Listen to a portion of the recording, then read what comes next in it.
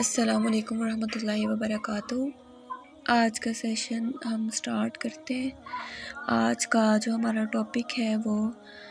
خاندان کی تنظیم ہے اور نکاح کی امپورٹنس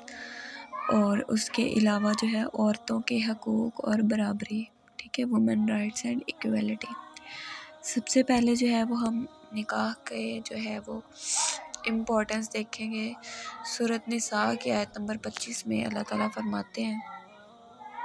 فَانكِحُوهُنَّ بِإِذْنِ أَهْلِهِنَّ وَآتُوهُنَّ أُجُورَهُنَّ بِالْمَعْرُوفِ مُحْصَنَاتٍ غَيْرَ مُسَافِحَاتٍ وَلَا مُتَّخِذَاتِ أَخْدَانٍ، یعنی تم ان سے ان کے مالک کی اجازت کے ساتھ نکاح کرو اور ان کے مہر خوش دلی سے ادا کر دو تاکہ وہ محسنات رہیں، نہ کہ بدکاری کرتی پھریں یا چوری چھپے آشنائیاں کرتی پھریں۔ اب یہاں پر جو ہے ان سے نکاح کرو ان کے مالک کی اجازت کے ساتھ، چونکہ اس آیت کے پہلے حصے میں لونڈی سے نکاح کرنے کا حکم ہے۔ اللہ تعالیٰ نے نکاح کرنے کو جو ہے اس کا حکم دیا ہے۔ پھر اگر یہ اس دور میں جو ہے چونکہ اتنا معاشی خوشحالی نہیں تھی تو ایک آزاد عورت سے جو ہے نکاح کرنے کے لیے اس کا مہر، اس کا جو خرچ ہوتا ہے، جس کو جو حدیث کی اصطلاح میں یا قرآن میں جو ہے نفقہ کہتے ہیں عورت کا، تو اس بارے میں جو ہے وہ ان کے پاس، یعنی اس دور میں اتنے ان کے پاس ریسورسز نہیں ہوتے تھے، تو جو شخص ان میں سے ایسے ریسورسز نہیں رکھتا تھا کہ وہ ایک آزاد مومن عورت کے جو ہے اخراجات اٹھا سکے، تو اس کو اللہ تعالیٰ نے یہ ڈھیل دی کہ جو ہے تم اگر جو ہے وہ آزاد مومن عورت سے نکاح نہیں کر سکتے تو تم لونڈی سے نکاح کر لو جو تمہاری ملکیت میں ہے، یا جو کسی اور کی ملکیت میں ہے تو ان کے مالک کی اجازت کے ساتھ تم ان سے نکاح کر لو۔ اب نکاح کا حکم تو ہمیں دیا گیا ہے اور پھر جو ہے اس کے فوائد بھی بتائے گئے کہ تاکہ وہ محسنات رہیں۔ اب جو محسنات کے لیے جو اس کا میننگ ہے اس کے بارے میں کہا جاتا ہے کہ اس سے مراد یعنی قلعہ بندی کرنا، اور یعنی وہ عورت جو ہے نکاح کے قلعے میں یعنی اس قلعے کی حفاظت میں آ جاتی ہے، یعنی وہ عورت محسنہ عورت ہوتی ہے۔ اب نکاح کا بیسک فائدہ اس کے اخلاق اور اس کی عزت کی حفاظت، یعنی وہ محسنات رہے، اپنے آپ کو ایک مضبوط حصار میں جو ہے وہ قید کر لے۔ قید کرنے سے مراد یہ نہیں کہ جو غلط میننگ مطلب نیگیٹو سینس میں نہیں ہم نے اس کو لینا، یعنی وہ اپنے آپ کو اس چیز میں اپنی حفاظت کے لیے جو ہے اس حصار میں آ جائے، ٹھیک ہے۔ اور یہ کہ سر کھلے عام جو ہے وہ بے حیائی نہ کرتی پھریں اور چھپے ہوئے دوست یا چھپی آشنائیاں نہ کرتی پھریں۔ اب اگر ہم اپنے آج کل کی سوسائٹی میں جو ہماری پرابلمز ہیں ان کو دیکھیں تو یہ بہت کامن چیز ہے، یعنی اب جو حرام ریلیشن شپس ہوتے ہیں ان میں یہی سب کچھ ہوتا ہے نا۔ تو اس کی بیسک ریزن کیا ہے کہ اسلام نے جو نکاح کی ایک عمر مقرر کی تھی کہ جب جو ہے وہ تمہاری بیٹیاں یعنی جب عورتیں جو ہیں وہ بالغ ہو جائیں تو ان کا نکاح کر دو۔ تو نکاح کے لیے جو ہے جو ایک ایج جو ہے وہ اللہ تعالیٰ نے مقرر کر دی ہے، جب اس ایج میں جو ہے ان کو ان کی وہ جائز ضروریات جن کا خیال اللہ تعالیٰ نے رکھتے ہوئے مسلمانوں کو یہ حکم دیا ہے، تو جب وہ پوری نہیں ہو رہی تو ظاہر سی بات ہے معاشرے میں اس طرح کی خرابیاں پیدا ہوں گی۔ اب جو اسلام نے نکاح کا جو وقت مقرر کیا ہے اس وقت میں جو ہے مرد اور عورت کا نکاح نہیں ہو رہا، اور نتیجے کے طور پر ہم دیکھ رہے ہیں کہ ہمارے معاشرے میں کتنی برائیاں جو ہے وہ جنم لے رہی ہیں۔ اسی صورت میں جو ہے آگے جو ہے اللہ تعالیٰ جو ہے آیت نمبر 28 میں فرماتے ہیں کہ اللہ تم سے پابندیوں کو ہلکا کرنا چاہتا ہے کیونکہ انسان کمزور پیدا کیا گیا ہے۔ یہ پورے رکوع میں جو ہے اللہ تعالیٰ نے نکاح کی رغبت دلائی ہے مسلمان مومن مردوں مومن عورتوں کو۔ تو اس کے بعد یہ بتایا گیا ہے کہ یعنی اللہ تعالیٰ تم سے پابندیوں کو ہلکا کرنا چاہتا ہے، اور کیونکہ انسان جو ہے وہ کمزور پیدا کیا گیا۔ اب میں نے جیسے آپ کو پہلے بھی عرض کیا کہ اس دور میں یعنی اگر چونکہ اس دور میں اتنی اکنامک لحاظ سے اتنی خوشحالی نہیں تھی، تو اللہ تعالیٰ نے مومن مردوں کو یہ بھی مطلب ڈھیل دی یا کہہ لیں اجازت دی کہ وہ لونڈی سے نکاح کریں، یعنی حتی الامکان تو اس سے بچنے کی کوشش کرنی چاہیے، کیونکہ لونڈی سے نکاح کرنا ایک جائز تو ہے لیکن ناپسندیدہ سمجھا جاتا ہے۔ تو اس وجہ سے اگر کوئی مرد جس کو اندیشہ ہو کہ وہ اگر نکاح کر کے اپنی ضروریات کو ایک جائز طریقے سے پورا نہیں کرے گا، تو وہ مطلب اگر وہ نکاح نہیں کرتا تو وہ زنا کی طرف چلا جائے گا، تو اس صورت میں جو ہے اسے لونڈی سے نکاح کرنے کی اجازت دی گئی۔ جب اللہ تعالیٰ نے ہمیں اتنی جو ہے آسانیاں پیدا کی ہیں، تو آج کل ہم دیکھا جائے تو اسلام نے جو رولز ہمیں دیے ہیں ان پر بہت کم عمل ہو رہا ہے، اور ان پر عمل کرنا بہت ہی مشکل بنا دیا ہمارے لیے اس سوسائٹی نے۔ اب ایک دوسرے کی طرف اٹریکٹ ہونا اپوزٹ جینڈرز کا، یہ تو نیچرل ہے، فطری۔ اللہ تعالیٰ نے انسان کی فطرت میں یہ رکھا ہے کہ مرد جو ہے وہ عورت کی طرف اٹریکٹ ہوتا ہے، عورت جو ہے وہ مرد کی طرف اٹریکٹ ہوتا ہے، یعنی جب وہ بالغ ہو جاتے ہیں تو ان کے اندر ایک ایسی چینجنگز ہوتی ہیں، مطلب ہارمونز کے حساب سے اور ویسے بھی، کہ وہ ایک دوسرے کی طرف اٹریکٹ ہوتے ہیں، ان کو اس رشتے کی ضرورت ہوتی ہے جس کے بارے میں اللہ تعالیٰ نے قرآن پاک میں فرمایا ہے۔ اسی وجہ سے کافی بیماریاں بھی جو ہے وہ ہماری ینگ جنریشن میں پھیل رہی ہیں۔ اخلاقی بیماریاں تو ہیں ہی، ساتھ میں ان کی جو فزیکل ہیلتھ ہے وہ بھی ڈسٹرب ہو رہی ہے۔ تو اگر جو ہے یہ جو اللہ تعالیٰ نے ہمیں نکاح کی اجازت دی گئی ہے، تو اگر حصار نکاح میں ایک مرد اور عورت محفوظ ہو جاتے ہیں تو معاشرہ جو ہے وہ بہت سی برائیوں سے بچ جاتا ہے، بہت سی بے حیائیاں جو فحاشی آج کے دور میں پھیلی ہوئی ہے اس کو کافی حد تک جو ہے وہ ختم کیا جا سکتا ہے۔ لیکن اب ظاہر سی بات ہے، اگر ہم اس پوزیشن میں ہیں کہ ہم یہ سٹیپ نہیں لے سکتے، ہم جو ہے نکاح کرنے کی طاقت نہیں رکھتے، تو اس صورت میں بھی ہمیں اس کا حل بتایا جاتا ہے کہ قرآن پاک میں آیت نمبر 25 کے اینڈ پہ جہاں پر یہ کہا گیا، یعنی لونڈی سے نکاح تک کا جو ہے وہ حکم دیا گیا، تو ساتھ ہی اینڈ پہ یہ بتا دیا گیا کہ اگر تم صبر کرو تو یہ تمہارے لیے بہتر ہے۔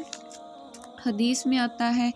کہ اگر کوئی آدمی نکاح کی استطاعت نہیں رکھتا تو اسے چاہیے کہ وہ روزے رکھے، کیونکہ روزہ جو ہے وہ شہوت کو توڑتا ہے۔ تو یہ ان کے لیے ہے جو نکاح کی استطاعت نہیں رکھتے۔ اب اس کے بعد یعنی جو نیگیٹیو ریلیشن شپ اگر ہم دیکھیں، جو یہ نیگیٹیو تعلق ہے، اگر یہ وداؤٹ نکاح ہے، دائرہ ازدواج سے باہر ہے، تو یہ حرام ہے، اللہ تعالیٰ نے اس کو حرام قرار دیا ہے۔ اور اگر یہی ریلیشن شپ جو ہے وہ نکاح کے بعد دائرہ ازدواج میں آ جائے تو اس کو پسند کیا گیا ہے، یعنی یہ ثواب ہے، اسے اختیار کرنے کو پسند کیا گیا، اور ایک انسان جو ہے وہ اختیار ہونے کے باوجود اس سے اجتناب کرے تو اس کو ناپسند کیا جاتا ہے۔ اور آپ صلی اللہ علیہ وسلم نے فرمایا کہ تمہیں نکاح کرنا چاہیے، کیونکہ وہ آنکھوں کو بد نظری سے روکنے کا طریقہ ہے اور شرمگاہ کی حفاظت کرتا ہے۔ یعنی نکاح سے جو ہے اگر ہم اپنے معاشرے سے ابھی برائیاں ختم کرنا چاہتے ہیں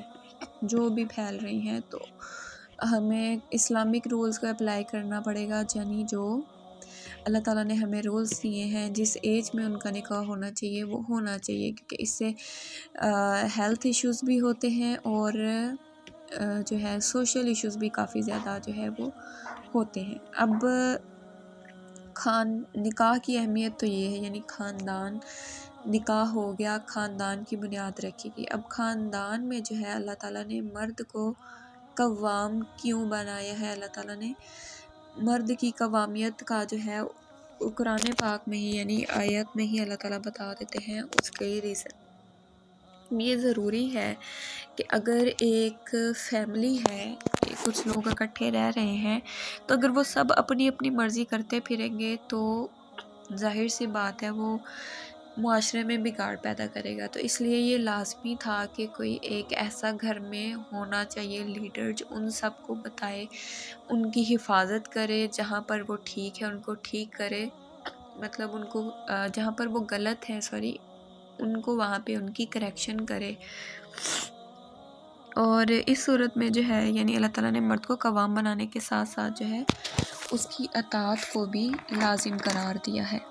مطلب آیت کا ترجمہ ہے، آیت نمبر 34 ہے سورۃ نساء کی، کہ مرد جو ہیں وہ عورتوں پر قوام ہیں اس فضیلت کی بنا پر جو اللہ تعالیٰ نے ان میں سے ایک کو دوسرے پر دی ہے، اور وہ فضیلت اس بنا پر کہ مرد ان عورتوں پر اپنا مال خرچ کرتے ہیں۔ یعنی ایک ریزن تو ہمیں اللہ تعالیٰ نے قرآن پاک میں ہی بتا دی، مین ریزن، کہ مرد جو ہے وہ اپنا مال عورتوں پر خرچ کرتے ہیں مہر کی صورت میں، نان و نفقہ کی صورت میں، تو اس وجہ سے جو ہے ان کو اللہ تعالیٰ نے قوام بنایا ہے۔ اب ان کی اطاعت جو ہے وہ عورت پر لازم قرار دی ہے۔ اب اطاعت میں یہ چیز لازمی ذہن میں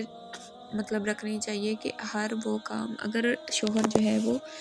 معصیت یعنی گناہ کا حکم دیتا ہے تو اس صورت میں اس کی اطاعت لازم نہیں ہے۔ اگر اس صورت میں ایک بیوی اپنے شوہر کی اطاعت کرتی ہے تو وہ گناہ گار ہوگی۔ یعنی حدیث میں ہے کہ جو شخص خدا کی اطاعت کرے اس کی اطاعت کرو۔ اللہ کی نافرمانی میں کسی شخص کی فرما برداری نہیں کی جا سکتی۔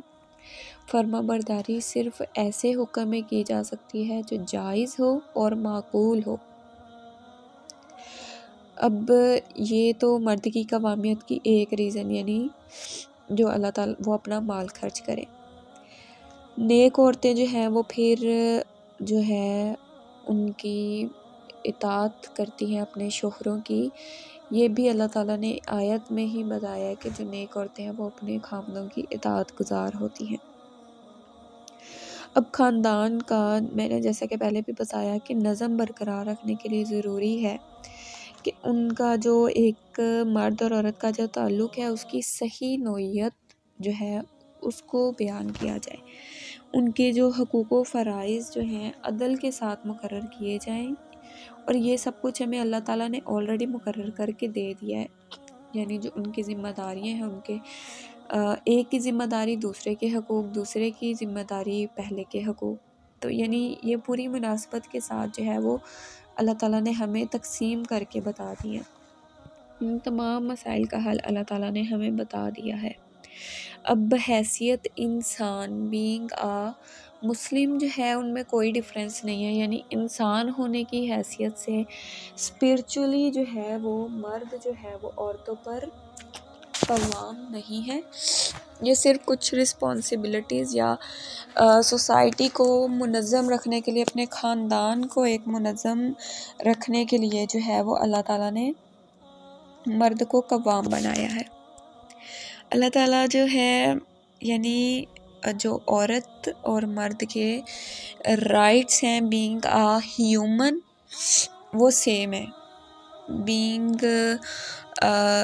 اب مسلم جو ہیں ان کے رائٹس سیم ہیں، یعنی ایجوکیشن جو ہے اس کے رائٹس دونوں کے لیے سیم ہیں۔ معاشرے کی جو اصلاح ہے اور اس کی فلاح کے لیے دونوں کی اصلاح ضروری ہے۔ یعنی ان کی اگر ہم کہیں کہ تعلیمی میدان میں بھی مرد جو ہے ان کو عورتوں پر فضیلت ہے تو یہ جائز نہیں۔ اگر اس صورت میں جو ہے کچھ لوگ بالکل ہی اپنی عورتوں کو جاہل رکھنا کہ ان کا کام ہے گھر سنبھالنا، تو اس وجہ سے ان کو پڑھانے کی کیا ضرورت ہے؟ تو جب ایک عورت جو ہے وہ خود جاہل ہے، اس تربیت یافتہ نہیں ہے، علم سے وہ خود محروم ہے، وہ خود جو ہے چھوٹی سوچ رکھتی ہے، تو آپ یہ کیسے سوچ سکتے ہیں کہ اس کی گود میں جو ہے وہ ایک بڑی سوچ والا، ایک تربیت یافتہ، ایک مہذب جو ہے وہ مسلمان پروان چڑھے گا؟ تو یعنی عورتوں کی تربیت بھی ضروری ہے اس وے میں کہ انہوں نے ایک پوری نسل کو پروان چڑھانا ہوتا ہے۔ تو اگر آپ کی عورت جو ہے، ہمارے معاشرے کی عورت میں جو ہے وہ شعور نہیں ہوگا تو ہماری آنے والی نسلوں میں بھی یہ خرابی آ جائے گی۔ اب جو ہے ہم برابری کے حساب سے دیکھتے ہیں، ہم کہنا کہ مرد کو قوام کیوں مانے، یہ ایک کوسچن مائنڈ میں آتے ہیں۔ ایون کچھ لوگ تو کہتے ہیں برابر ہے، یعنی جیسے آج کل مغرب کی تقلید میں جو ہے اس کی پیروی کرتے ہوئے سب لوگ کہتے ہیں کہ سب جو ہے برابر ہونے چاہیے۔ برابری کا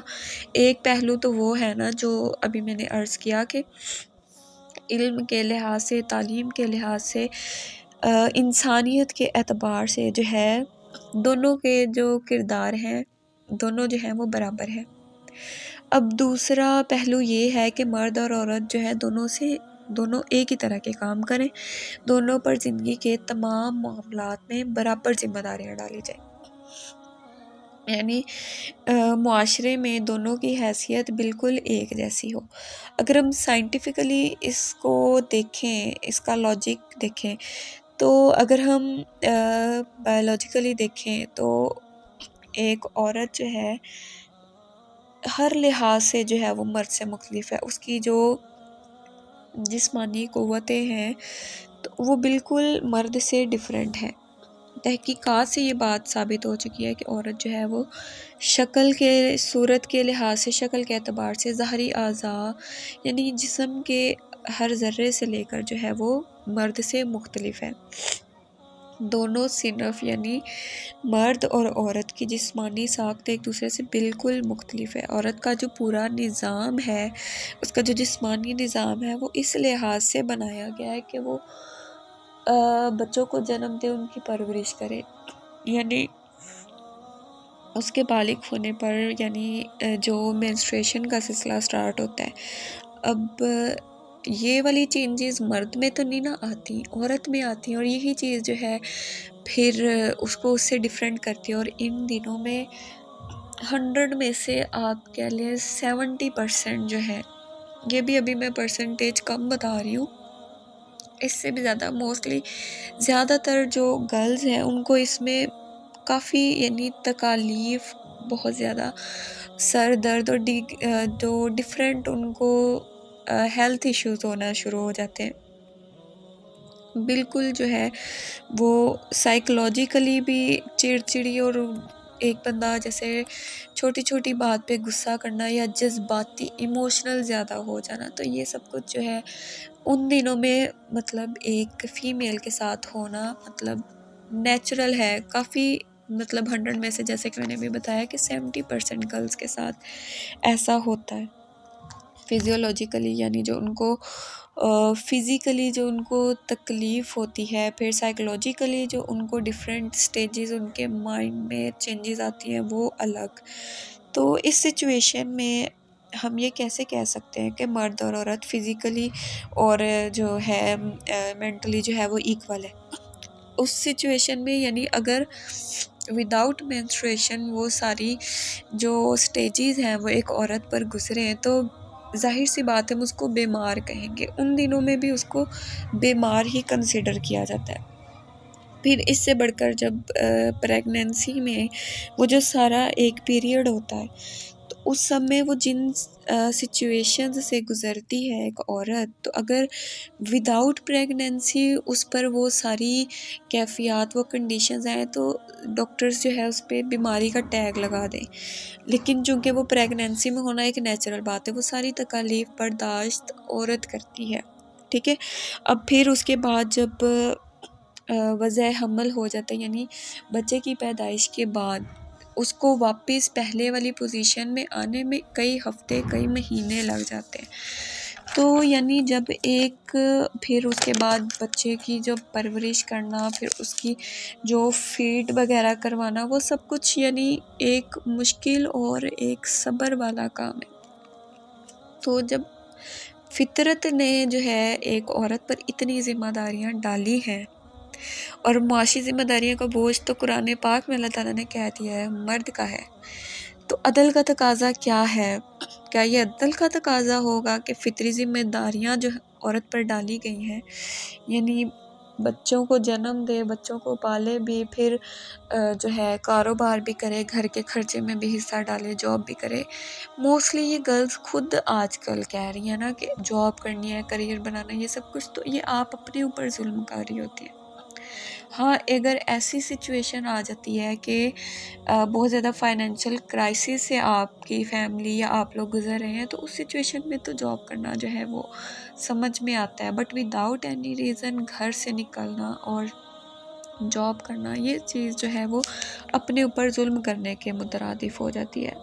اب عورت نے جو ہے فطری ذمہ داریوں کو پورا کرنے کے لیے جو ہے اس کو بنایا ہی ایسا ہے کہ جو اس کے اوپر فطرت نے ذمہ داریاں ڈالی ہیں وہ ان کو پورا کرے، اور جو ہے اپنے مرد جو ہے وہ اپنے گھر والوں کی کفالت کرے، یعنی اکانومیکلی، معاشی لحاظ سے تمام ذمہ داریاں جو ہیں وہ مرد کے ذمہ ہیں۔ تو اگر دیکھا جائے تو عورت پر آلریڈی اتنی ذمہ داری ہے، اور اس کے پاس زیادہ اچھا اور بڑا اہم فریضہ ہے کہ اس کی گود میں جو ہے اگلی نسل پروان چڑھتی ہے۔ تو اگر وہ خود کو ٹھیک کرے اور بچوں کی پرورش اچھی کرے، تو آپ اندازہ لگا سکتے ہیں کہ اس عورت کا درجہ کتنا افضل ہو جاتا ہے۔ ایسے ہی تو نہیں نا اللہ تعالیٰ نے ماں کے قدموں تلے جنت رکھی، اور دنیا کی بہترین نعمتوں میں سے جو ہے نیک بیوی کا مطلب نیک بیوی کو کہا گیا کہ دنیا کی بہترین نعمتوں میں سے ایک نعمت نیک بیوی ہے کہ جب تم اس کو دیکھو تو تمہارا دل خوش ہو جائے۔ یعنی عورت کے لیے اگر وہ علم بھی سیکھ رہی ہے تو ایسا علم سیکھے جو اسے ایک اچھی بیوی، اچھی ماں، اچھی بیٹی، اچھی بہن بنائے، اور مطلب وہ اپنے گھر کو ایک جنت کا ماحول، سکون اپنے گھر میں رکھے۔ یعنی خاندان کے لیے جو روزی کمانا ہے نا، یا جو جاب کرنا ہے، پیسے کمانا ہے، یہ مردوں کا کام ہے۔ اللہ تعالیٰ نے جب ذمہ داری ہی ان پر ڈالی ہے تو ان کو ان کا کام کرنے دیں، آپ اپنا کام اچھے طریقے سے کریں نا۔ ہم اپنے کام کو چھوڑ کر دوسرے کام کے پیچھے بھاگ رہے ہیں جس کے لیے اللہ تعالیٰ نے ہمیں بنایا ہی نہیں ہے۔ اللہ تعالیٰ نے ہمیں اتنا افضل جو ہے ہمارا ذمہ داری ہم پر ڈالی ہے، تو ہمیں چاہیے نا کہ ہم اس پہ کام کریں جو ہمارے لیے بہتر ہے۔ عورت جو ہے اب اگر اپنی وہ فطری جو اللہ تعالیٰ نے اس کے اندر صلاحیتیں رکھی ہیں، اگر وہ ان کا صحیح استعمال کرے تو معاشرے میں مطلب رہتے ہوئے ان کا صحیح استعمال کرے تو بہت ساری برائیاں جو ہے وہ ختم ہو جائیں۔ آج کل ہم دیکھتے ہیں کہ بس بچوں کو پال پوس کے بڑا کرنا ہے، ان کے بس پڑھا لو، اسکول بھیج دو، کھانا پینا کر دو، بس ٹھیک ہو گیا۔ ان کی اخلاقی جو تربیت ہے یا ان کو سمجھانا، ایک اچھا مسلمان بنانا، یہ سب کچھ ہمارے ذہنوں سے بالکل ختم ہو گیا۔ بس ان کو اچھا کمانے والا ہونا چاہیے، یہ ہماری ایک سوچ بن گئی ہے، ہماری اپنی سوچ۔ اب یہ تو ہم نے مطلب ایکویلٹی دیکھی نا کہ جب اللہ تعالیٰ نے ہمارے اوپر آلریڈی نیچرلی اتنی ذمہ داریاں ہیں تو ہم ایک ایکسٹرا ذمہ داری اپنے اوپر کیوں لیں اس سچویشن میں۔ اکثر مطلب ابھی جیسے میں نے بتایا ان دنوں میں جو ہے وہ اس کی عجیب سائیکولوجیکل کنڈیشنز ہوتی ہے، کافی معاملات خراب ہو جاتے ہیں، وہ اپنے چھوٹے چھوٹے بیسک معاملات ٹھیک طریقے سے نہیں کر سکتی، بجائے اس کے کہ وہ گھر سے باہر نکل کے جاب کرے اور وہ سب کچھ جو ہے وہ کرے۔ تو عدل کا تقاضا یہی ہے کہ عورت پر جو فطرت نے ذمہ داریاں ڈالی ہیں وہ ان کو مطلب ان کو اچھے طریقے سے انجام دے، اور جو مرد پر اللہ تعالیٰ نے ذمہ داریاں ڈالی ہیں وہ ان کو ٹھیک طریقے سے انجام دے۔ تو یہ ہمارے جو ہے وہ ایکویلٹی ہو گئی۔ رائٹس جو ہے اس میں یعنی اس کے اسپرچول رائٹس آ جاتے ہیں کہ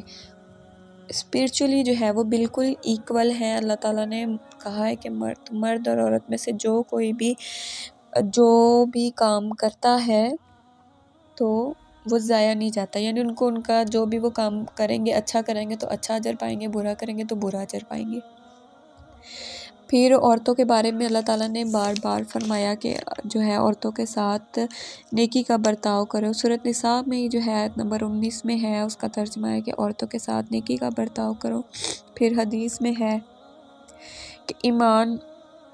اہل ایمان میں سے جو ہے کامل وہ شخص ہے جس کے اخلاق اچھے ہوں،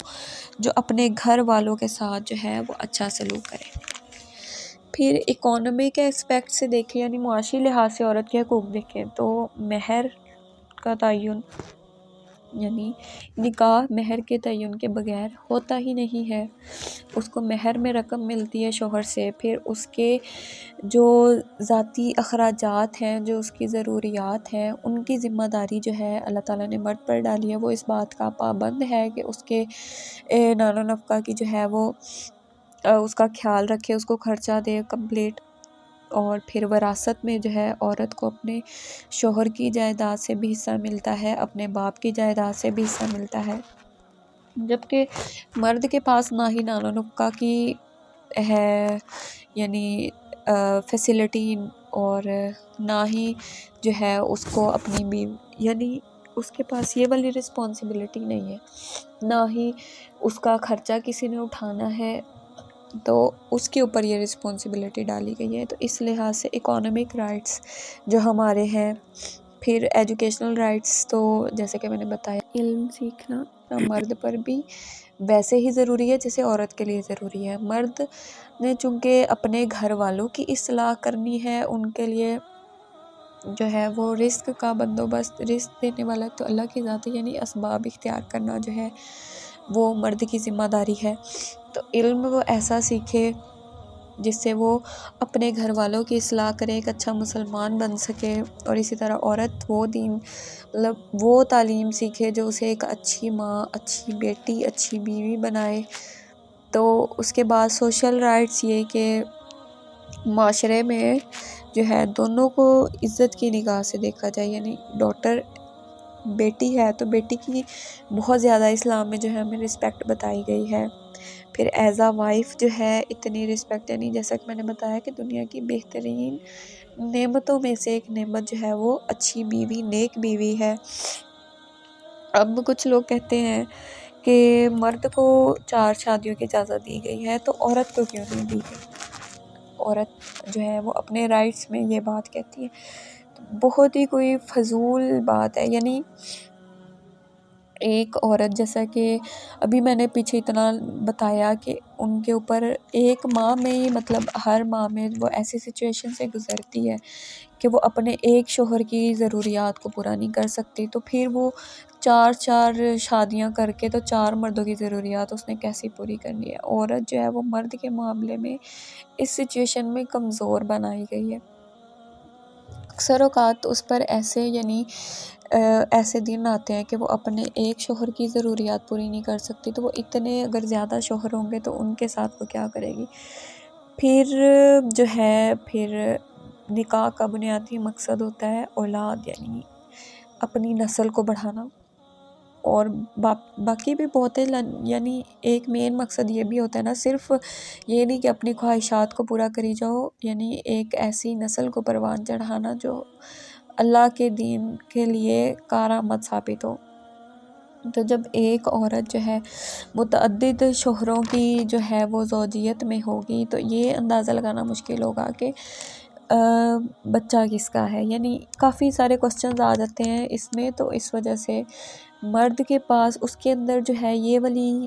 آپ کہہ لیں ڈیزائرز زیادہ ہوتی ہیں عورت کی نسبت. تو اس وجہ سے اللہ تعالیٰ نے اس کو زیادہ جو ہے نکاح کرنے کا بھی اس کو اجازت دی ہے. اب یہ رائٹس ہو گئے اور ایکویلٹی ہوگی، مرد کو قوام کیوں بنایا گیا. اب اس سے ریلیٹڈ آپ کے اگر کوئی کوسچنز ہوں تو وہ آپ لوگ مجھ سے پوچھ سکتے ہیں.